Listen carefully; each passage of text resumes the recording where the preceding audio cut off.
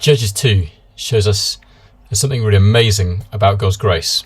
And one of the ways it does that is through the structure of how the writer of Judges, maybe that was Samuel, but ultimately the Holy Spirit, whoever the human author was, structures the material in chapter 2. So let me just show you that very briefly, and I hope you can see. I'm not 100% sure whether it's a kind of sandwich or whether it's two parallel things. I'll unpack that. But whichever it is exactly, there's a really clear a little pattern going on that underlines how amazing God's grace is. So in chapter 2, verses 11 to 13, we see how Israel turn away from the Lord in apostasy, in a real deep and hardened turning away. This isn't just a blip. This is a real conscious and deliberate and hardened turning away from the Lord. And we're told all about that in those few verses.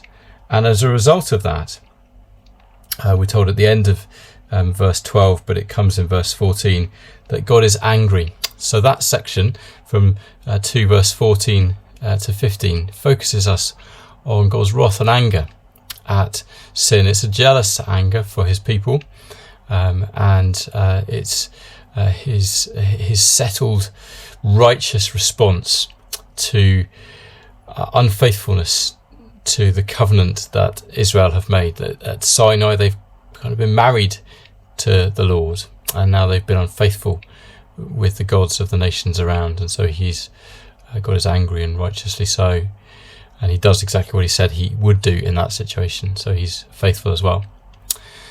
And so it seems all really bad, and then verse 16 just comes like a bolt out of the blue. Israel haven't turned back to the Lord, there's no sign that they're going to, and yet we're told that God, the Lord, raised up judges who saved them out of the hands of the raiders. God's amazing kindness to send saviours into the situation. And verse 17, verse 18 tells us that the Lord raises up judges for them, and he was with the judge and saved them out of the hands of their enemies as long as the judge lived. So God's in the business of rescuing, and here are some mini rescuers being sent to rescue Israel. It's God's grace. It's amazing. Israel don't deserve this in any way, and they haven't even turned to God.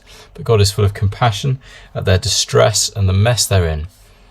But then, chapter 2, verse 17 to 19, rather than Israel responding in faith and in repentance, we just go back to the same cycle of gross and even worse sin. It's getting worse and worse and worse in this turning away from God. And then in chapter 2, verse 20 to 23, again, God's wrath and anger at the sin of his people. So if that's the structure, you get the turning sin, God's anger, grace, turning sin, God's anger. In the middle of it all is grace.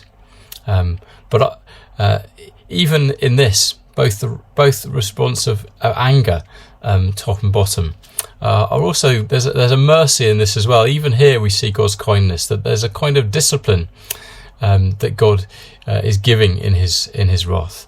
So he allows the nations to remain there, but partly to give the Israelites an opportunity to learn and to grow and to turn back to him and to be faithful. And that becomes really clear in chapter 3, 1 to 4. So maybe that bit is parallel to the grace bit in chapter 2, verse 16. So maybe what we've got is sin, wrath, grace, sin, wrath, grace. Chapter 3, 1 to 4 doesn't seem as strong a grace as the judges being sent, but we're clearly told here that the purpose of the nations being left, the tribes being left, in God's purpose is to teach the next generations who had forgotten the Lord and his ways and all that he'd done for Joshua, and to teach them warfare.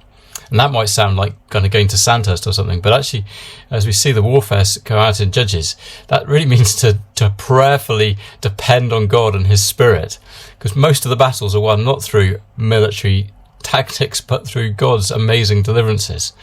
And so that's the warfare, even here when it's physical, has a really big spiritual element as well. So God's grace is amazing. And whichever exact way we slice up this passage, there's a clear pattern going on. There's something clearly going on. Turning from God, his wrath disciplining wrath, maybe. Grace that comes out of nowhere. Grace that rescues. Grace that teaches and that gives opportunity for growth. Our God is amazing. He is slow to anger and abounding in steadfast love. And he communicates that sometimes through something as seemingly mundane as the structure of a passage.